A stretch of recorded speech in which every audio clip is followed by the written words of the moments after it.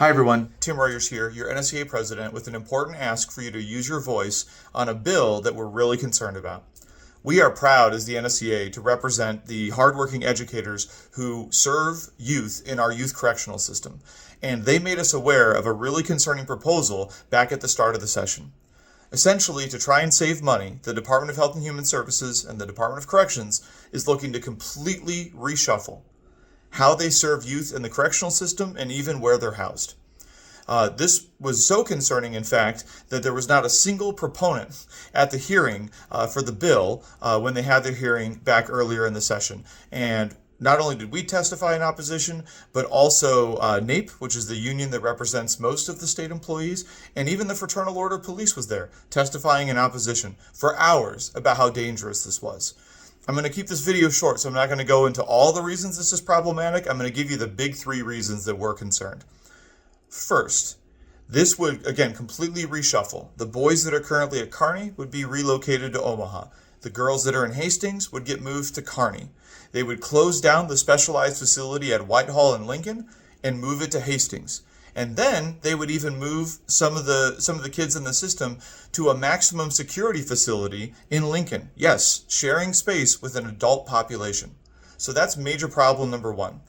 Major problem number two, they are moving the specialized Whitehall facility to what is essentially a licensed mental health desert in Hastings.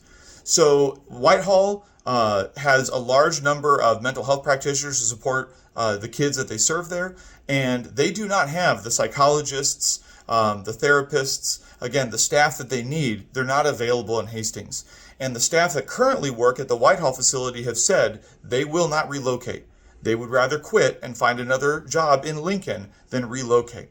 So those kids are not going to be receiving the services they need, so that way they can rehabilitate and have a successful life. The third and final reason this is problematic, and the way they're getting away with potentially cutting educator positions, is they want to take away the Rule 10 accreditation that some of those facilities currently enjoy. So YRTC Kearney, for example, has Rule 10 accreditation. And if you're not familiar with that, that's the same level of accreditation that public high schools enjoy here in the state of Nebraska. So again, the goal is rehabilitation. Those kids are able to receive credits and advance on graduation requirements, just like they were if they were attending the high school in their community. They want to take those facilities and turn them into Rule 18 facilities, which basically means it would be distance remote learning education only. They can't earn those credits. They can't have that path to a diploma within that facility. They would have to get that externally, which again, that's not the best way to learn. They need direct, in-person, one-on-one support so they can be successful in their educational journey. We've been told that they could be potentially eliminating across all of the job classes in excess of 70 positions if they make this change. And that's incredibly alarming to us because, again, the number one priority for kids that are being served is rehabilitation. And there's no way you can prioritize rehabilitation if you're cutting dozens of positions, if you're reducing the accreditation standing of the facilities, and if you're relocating the facilities to places where you know the licensed mental health practitioners are not available.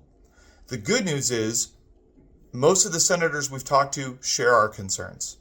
We just need to make sure that stays true because we're in the final third of the legislature right now, and that's when votes get traded and deals get struck.